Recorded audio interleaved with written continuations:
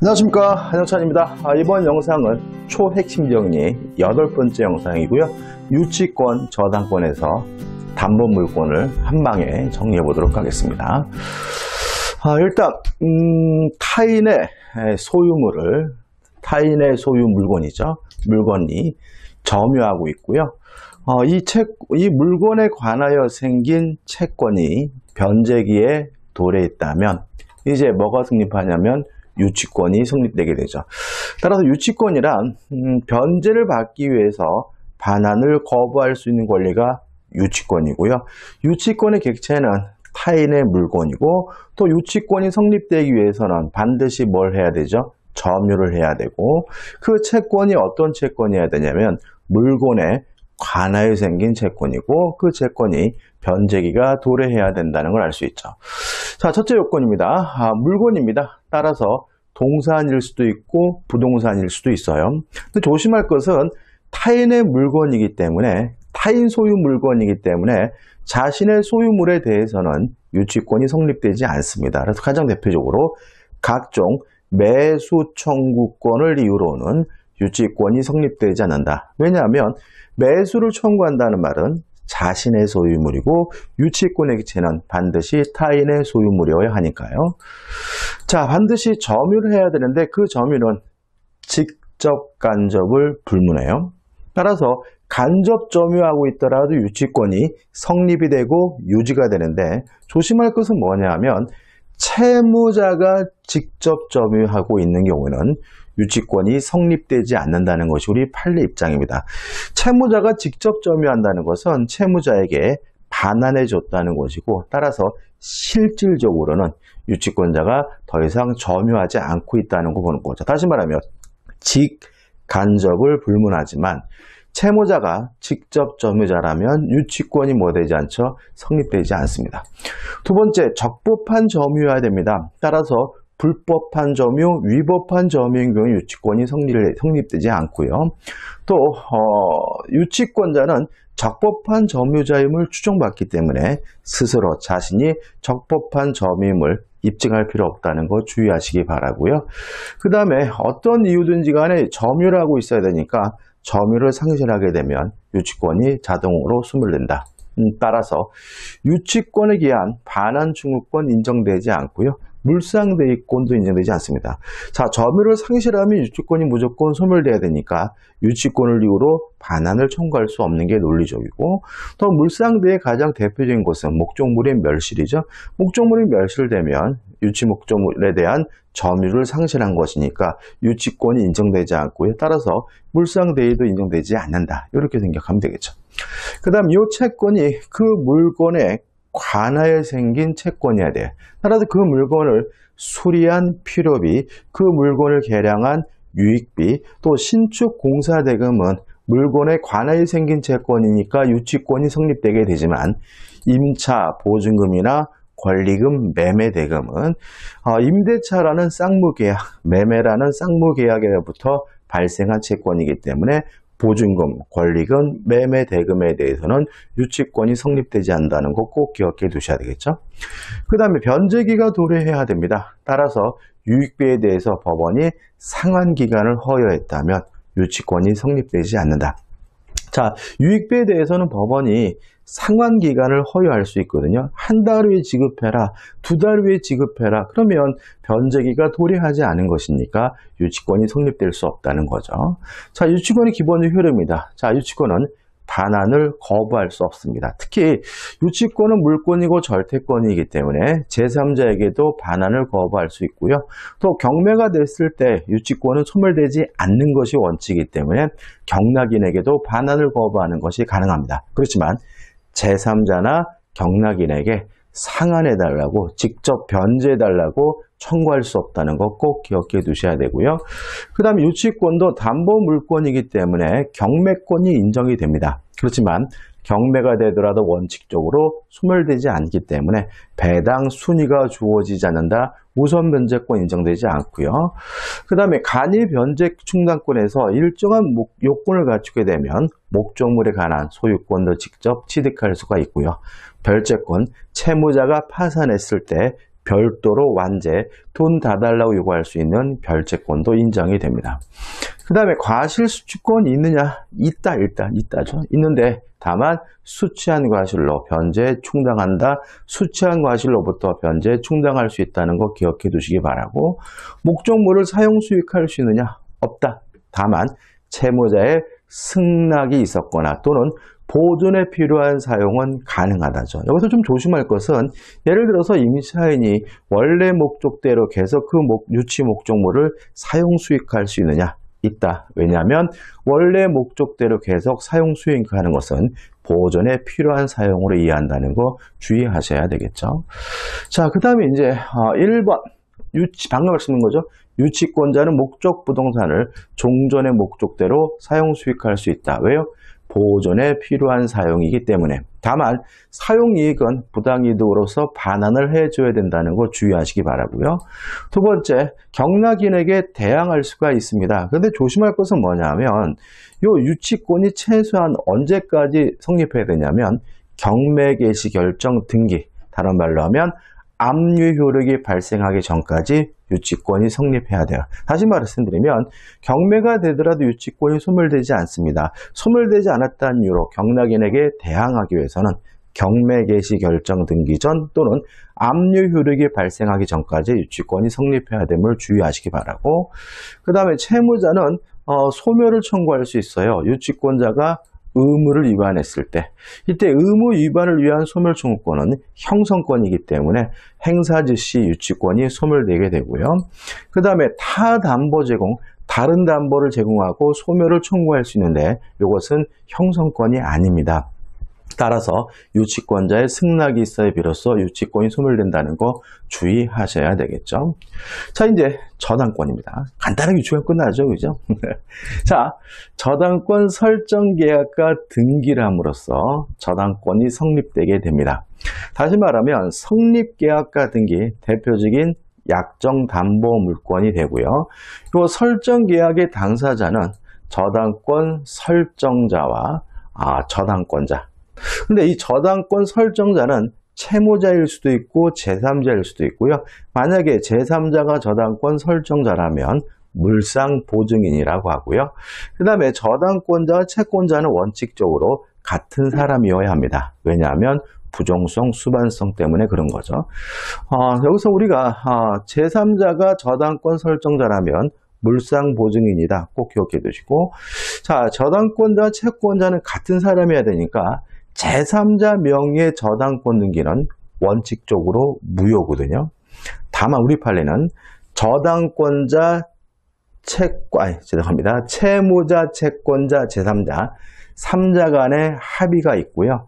이 제3자를 실질적 의미의 채권자로 볼 수가 있다면 예외적으로 제3자 명의의 저당권 등기가 유효할 수 있다라고 판시하고 있으니까 같이 기억해 두시기 바라고요. 그 다음에 저당권의 객체입니다. 은근히 시험이 잘 나오는데 부동산 및 지상권, 전세권입니다. 다시 말하면 부동산에만 설정할 수 있는 것이 아니라 지상권, 전세권과 같은 권리도 설정할 수 있다는 거 꼭 기억해 두시기 바라고요. 저당권의 효력입니다. 첫째, 압류하지 않는 한 저당권은 과실수취권이 없다. 다시 말하면 저당권자는 목적 부동산을 점유하지 않고 있기 때문에 과실 수취할 수 없고요. 과실을 수취하기 위해서는 뭘 해야 되냐면 압류를 해야 된다. 그 다음에 저당권에 의해서 담보가 되는 피담보 채권의 범위인데, 일단 원본, 이자, 위약금, 지연배상금, 실행비용으로 저당권에 의해서 담보가 됩니다. 주의하실 것은 지연배상금은 1년분에 한해서만 저당권에 의해서 담보가 되고요. 이자는 무제한이라는 거 꼭 기억해 두셔야 되겠죠. 그 다음에 저당권 효력은 부합물에도 미치고 종물에도 미칩니다. 가장 문제가 되는 것이 뭐냐면 중축된 부분이죠. 자, 만약에 이 저당 목적물이 중축이 됐다면 원칙적으로 부합이 되기 때문에 당연히 저당권 효력이 미치고요. 근데 만약에 중축된 부분이 구조상, 이용상 독립성이 있다는 이유로 부합되지 않았다면 저당권 효력이 미치지 않습니다. 여기서 조심할 것은 우리 판례에 따른다면 부합됐느냐 안 됐느냐 요것만 가지고 따져. 다른 건 고려하지 않습니다. 저당권 설정 후에 증축됐든 전에 증축된 상관하지 않고요. 그 증축된 부분이 무효가든 미등기든 그런 것도 고려하지 않고요. 또 경매 과정에서 경매 목적물로 그 가치가 평가됐는지 여부도 고려하지 않습니다. 부합됐다면 저당권 효력이 미치고요. 부합되지 않았다면 저당권 효력이 미치지 않는다라고 간단하게 판시하고 있다는 거 주의하셔야 되겠죠. 자, 그 다음 문제 되는 것이 토지를 목적으로 저당권을 설정한 후 그 설정자가 그 토지의 건물을 축조했어요. 그러면 저당권 설정 당시에는 건물이 없었기 때문에 이 경우에는 법정지상권이 발생하지 않습니다. 따라서 만약에 저당권자가 토지만 경매하게 되면 법정지상권이 발생하지 않기 때문에 이 건물은 철거당하게 되는 것이 원칙인 거죠. 거꾸로 해야 되느냐? 자, 우리 문제에 대해서 우리 민법은 건물과 토지를 한꺼번에 다 경매에 넣을 수도 있는데 이걸 우리가 일괄경매권이라고 합니다. 여기서 주의하실 점, 일단 이 건물에 대해서는 우선 변제 받지 못하고요. 토지 대금에서만 우선 변제 받을 수가 있습니다. 왜요? 이 사람은 토지 저당권이지 건물 저당권이 아니니까요. 여기서 꼭 조심하셔야 될 점이 두 가지인데, 첫째, 자유롭게 선택할 수 있다. 누가요? 토지 저당권자가. 다시 말하면 토지 저당권자가 토지만 경매할지 아니면 일괄 경매할지 자유롭게 선택할 수가 있고요. 두 번째가 아주 시험에 잘 나오는데 반드시 건물의 소유자가 저당권 설정자여야 한다. 만약에 저당권 설정자가 아닌 다른 사람이 건물을 소유하고 있다면 일괄 경매권 인정되지 않는다는 거 꼭 기억해 두셔야 되겠죠. 그 다음에 물상대입니다. 아주 시험에 잘 나오는 부분이죠. 얘를 가지고 접근해보자. 자, 우리 가백에 1억 원을 빌려줬고요. 1억을 받을 채권이 있어요. 그래서 갑소유 A 건물에다가 저당권을 설정했는데 이 건물이 멸실훼손 공용징수 당하게 됐어요. 그러면 이 저당권은 소멸될 위험에 처하게 됩니다. 다시 말하면 멸실훼손 공용징수로 인해서 저당권이 소멸될 위험에 처했을 때 저당권을 보호할 필요가 있다는 얘기죠.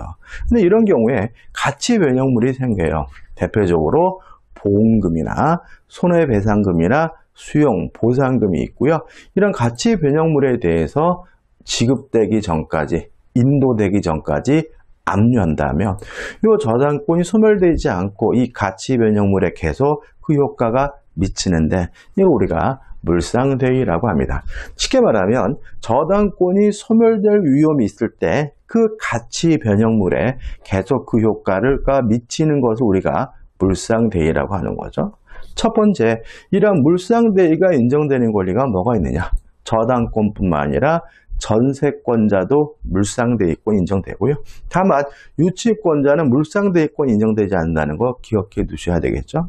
그 다음에 두 번째 조심할 것은 소멸될 위험에 처해야 된다. 만약에 가치 변형물 돈이 생겼다 하더라도 저당권 등이 소멸될 위험이 없다면 물상대위는 인정되지 않아요. 따라서 매매 대금에 대해서는 물상대위가 인정되지 않는다. 왜요? 매매가 되더라도 저당권은 소멸될 위험이 없으니까요.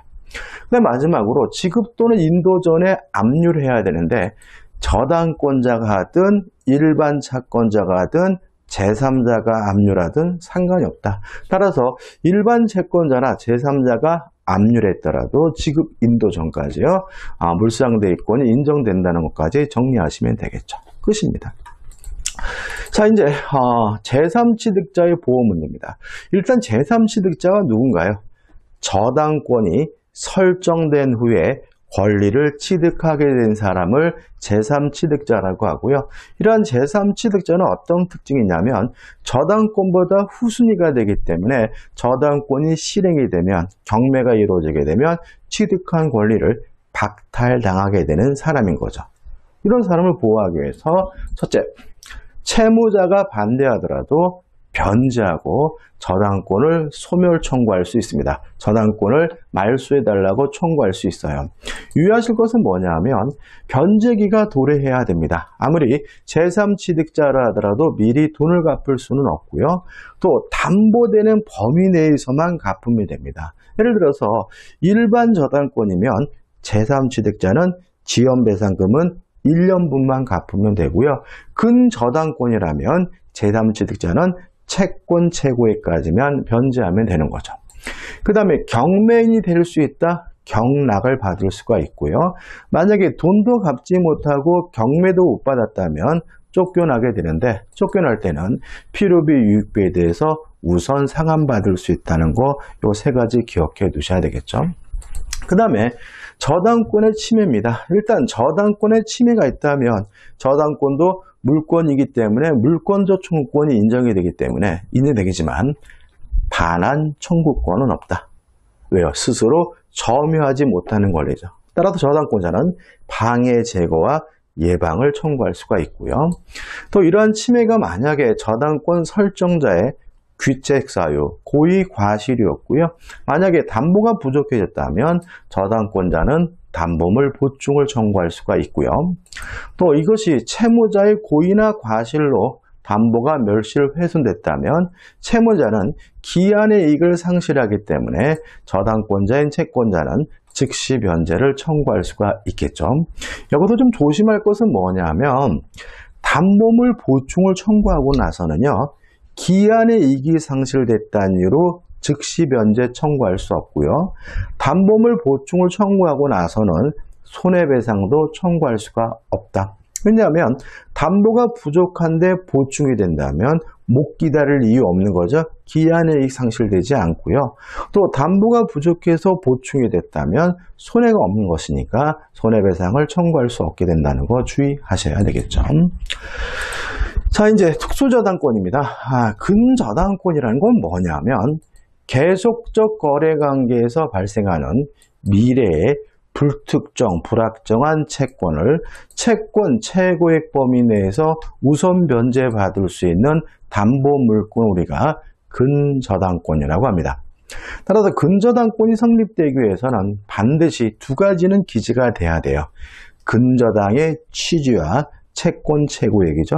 이 두 가지를 제외한 나머지 것들은 필요적 등기사항이 아니라는 거 주의하셔야 되고요. 이 근저당에 의해서 담보되는 이 채권이 미래의 불특정, 불확정한 채권이기 때문에 부종성이 완화되어 있다는 특징이 있습니다. 따라서 계속적 거래관계가 진행되는 과정에서 중간에 채권액이 빵원이 되더라도 근저당권은 소멸되지 않는다는 거 주의하셔야 되고요. 그 다음에 채권 최고액 범위 내에서 우선 변제 받을 수 있는데 이 채권 최고액 한도 내라면 지연배상금은 1년분이 초과되더라도 담보가 된다. 자, 일반 저당권의 경우에는 지연배상금은 몇 년분만 담보가 됐죠? 1년분만. 근데 근저당권은 채권 최고액 범위 내라면 1년분이 초과되더라도 근저당권에 의해서 담보가 되고요. 항상 조심할 것은 실행비용은 포함되지 않는다. 채권 최고액에 의해서 담보되지 않는다. 왜냐하면 실행비용은 채권자, 근저당권자가 받아갈 돈이 아니라 법원이 받아갈 돈이기 때문에 그렇고요. 그 다음에 변제 후 말소 청구죠. 얼마까지 돈을 갚아야 말소해달라고 청구할 수 있느냐. 채무자는 전액을 다 변제해야 된다. 다시 말하면 실제 갚아야 될 채무가 채권 최고액을 채무가 더 초과했다면 채무자는 채권 최고액만 변제하고 말소해달라고 청구할 수 없고요. 실제 채무액 전액을 다 갚아야지만 근저당권의 말소를 청구할 수가 있는 거고요. 이에 반해서 제3취득자나 물상보증인은 채권 최고액까지만 변제했다면 근저당권의 말소를 청구할 수 있다는 거 꼭 기억해 두셔야 되고요. 그 다음에 우선 변제, 배당을 받기 위해서는 채권액이 확정이 돼야 돼요. 그러면 언제 채권액이 확정이 되느냐? 이렇게 기억하시면 됩니다. 원칙, 경매 신청 시. 근저당권자가 경매를 신청하게 되면 채권액이 확정이 된다. 근데 예외가 있는데 후순위 저당권자가 경매를 신청했을 때 선순위 근저당권자의 채권에게 확장시키는 경락이니 경락대금을 완납한 때다. 자, 이렇게 채권액이 확정이 되면 이제는 확정 후에 발생하는 원본 채권은 더 이상 근저당권에 의해서 담보되지 않습니다. 조심할 것은 뭐냐면 다만 확정 전 원본 채권에 대한 이자 채권은 근저당권에 의해서 계속 담보될 수 있다는 거 꼭 기억해 두시기 바랍니다. 다시 말하면 채권액이 확정이 되면 이제 근저당권은 일반 저당권으로 전환이 되는 거예요. 따라서 그 후에 발생하는 원본 채권들은 더 이상 근저당권에 의해서 담보되지 않는데 문제는 확정 후에 발생한 이자 채권이라도 어느 이자 채권입니까? 확정 전에 원본 채권에 대한 이자 채권의 경우에는 근저당권에 의해서 계속 담보가 된다는 거 주의하시면 되겠죠. 그 다음 이제 마지막으로 공동저당이죠. 일단 공동저당이란 게 뭔가요? 한 개의 채권을 담보하기 위해 설정된 여러 개의 저당권 우리가 공동저당권이라고 합니다. 첫 번째 기억할 것은 공동저당권자가 동시에 배당할 것인지 아니면 이시에 배당할 것인지를 자유롭게 선택할 수가 있다. 근데 만약에 공동저당권자가 동시 배당을 선택하면 그 돈을 어떻게 배분하느냐에 대해서 우리 민법은 가액의 비율로 분담액이 결정이 된다. 목적물의 가액의 비율로 분담액이 결정되고 이건 좀 연습이 필요하겠죠. 근데 조심할 것은 뭐냐면 만약에 이 공동저당 목적물의 물상보증인 소유물이 존재하는 경우에는 가액의 비율에 따라서 분담액이 결정된다는 민법 규정은 적용될 수가 없다라는 것이 우리 판례 입장이에요. 그럼 어떻게 할 것인가? 이때는 채무자 소유물부터 선배당, 먼저 배당하고요. 부족액, 돈이 부족한 경우에만 물상보증인 소유물에 대해서 배당을 해야 된다는 것이 우리 판례 입장입니다. 중요한 판례입니다. 다시 한번요. 자, 동시에 배당하면 가액의 비율에 따라서 분담액이 결정이 됩니다. 근데 목적물 중 일부가 물상보증인 소유물이에요. 이때는 가액의 비율에 따라서 분담액이 결정하는 것이 아니라 채무자 소유물부터 선배당을 하고요. 부족한 돈에 대해서만 물상보증인 소유물에 대해서 배당을 하게 된다는 거 주의하시고요. 그 다음에 세 번째 이시배당. 따로따로 배당하기로 선택했어요. 이때는 공동저당권자는 전액을 다 배당받게 됩니다. 그럼 뭐가 문제가 되냐면 후순위 저당권자가 받을 돈이 줄어들게 돼요. 그래서 우리 보호규정을 두고 있는데 이런 이시 배당을 할 때 후순위 저당권자는 공동배당 시 받을 수 있는 금액을 한도로 해서 공동저당권자의 권리를 대위합니다. 다시 말하면 이시배당하면 자기가 못 받은 돈을 어디서 받습니까? 공동저당권자의 다른 저당 목적물로부터 대위에서 변제받게 된다는 거죠. 다만 예외가 있는데 만약에 이 대위 목적물이 채무자 소유물이 아니라 물상보증인 소유라면 그때는 대위할 수 없고 후순위 저당권자가 피해를 보게 된다는 거 기억해 두시고요. 마지막으로 동동근저당의 경우는 배당받은 금액은 채권 최고에 의해서 감액이 됩니다. 예를 들어 가지고 두 개의 부동산에 1억 5천이라는 채권 최고액으로 공동근저당이 설정이 되는데 한 개 부동산에서 8천만 원을 이시배당 받으면 두 번째 목적물에서 아직도 1억 5천만 원까지 우선 면제 받는 것이 아니라 8천만 원만큼 뭐가 돼요? 감액이 되니까 7천만 원에 대해서만 우선 면제 받을 수 있다는 것이 우리 판례 입장임을 잊지 마시기 바랍니다. 자, 이렇게 해가지고요. 유치권과 저당권, 담보 물권에 대한 초핵심을 정리했고요. 이거 가지고 문제까지 연습하시면 충분하시고 이 영상이 도움이 되셨다면 구독, 좋아요 부탁드리겠습니다. 고맙습니다.